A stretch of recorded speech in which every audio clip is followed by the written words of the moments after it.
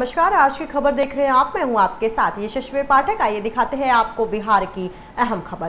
केंद्रीय गृह राज्य मंत्री नित्यानंद राय विपक्ष पर हमलावर नजर आए। उन्होंने कहा कि प्रधानमंत्री के बिहार दौरे से विपक्ष घबरा गया है। जिस तरीके से हमारे प्रधानमंत्री देश और बिहार के लोगों के लिए चिंता करते हैं और हमेशा उनके हित के लिए विकास कार्यों में लगे रहते हैं, लोगों का उन पर पूरा भरोसा है, जबकि विपक्ष को अब कोई मुद्दा ही नहीं मिल रहा है। नित्यानंद राय समस्तीपुर में एक निजी कार्यक्रम में शिरकत करने के बाद मीडिया कर्मियों से बातचीत कर उन्होंने कहा कि पीएम के भगीरथ प्रयास से पूरे देश में विकास की गंगा बह रही है, जिसे बिहार में विपक्ष के लोग रोकना चाहते हैं। इसके लिए वो लोग जातिवाद, भ्रष्टाचार, जंगल राज का सहारा लेकर लोगों को बरगलाने की कोशिश कर रहे हैं, जो पीएम के बिहार दौरे से घबरा गए हैं।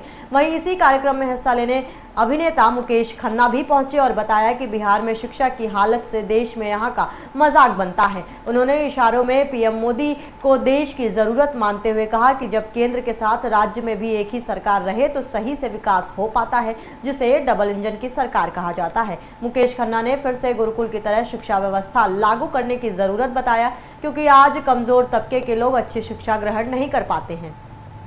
चला दिया, जिसकी किताबें चला दी गई है। नालंदा बिहार आपका गढ़ था, शिक्षा का दुनिया भर के लोग आते थे।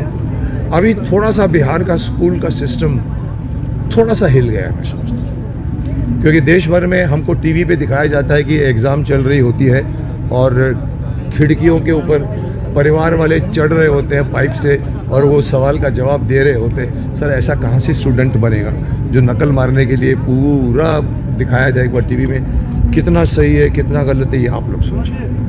बिहार में कहीं ना कहीं बहुत स्ट्रिक्ट शासन की आवश्यकता है कि राजनीति जो है वो आलू में लालू या लालू में आलू में ही उलझ के रह गई है।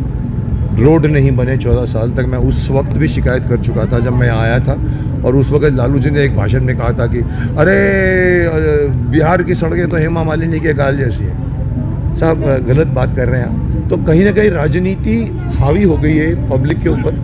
पब्लिक को कहीं ना कहीं सही नेता का चुनाव करना पड़ेगा, और सबसे ज़्यादा है कि पब्लिक को थोड़ा सा डिसिप्लिन्ड होना होगा। ये बिहार बहुत वॉलेटाइल कंट्री है। हर घर में एक पट्टा या कट्टा या क्या बोलते हैं आप लोग, कट्टा रहता है। क्यों रहता है? क्यों रहता है? आप जवाब दीजिए मुझे। लाइसेंस है उसका? नहीं। तो कहीं ना कहीं राजनीति का आप बात मत छेड़िए। बिल्कुल, राजनीति में अभी भी मैंने आपके फेवर में मैंने बहुत कुछ टाइम पहले मोदी जी के खिलाफ बोल गया था। मैंने कहा मोदी जी कहते हमारा देश प्रगति पर है, हमारा देश प्रगति पर है। मैंने कहा देश प्रगति पर है तो बिहार प्रगति पर क्यों नहीं? ऐतिहासिक जनसभा होने वाला है। आज उस जनसभा में अपने समस्तीपुर जिला से भी जो संगठन के दोनों जिला है भारी संख्या में वहाँ लोग जाएंगे और इसकी तैयारी में लोग लगे हैं। आज शाम में भी हम लोगों ने इसकी बैठक रखी है और कल एनडीए की बैठक 11 बजे से कर्पूरी सभागार में होने वाला है।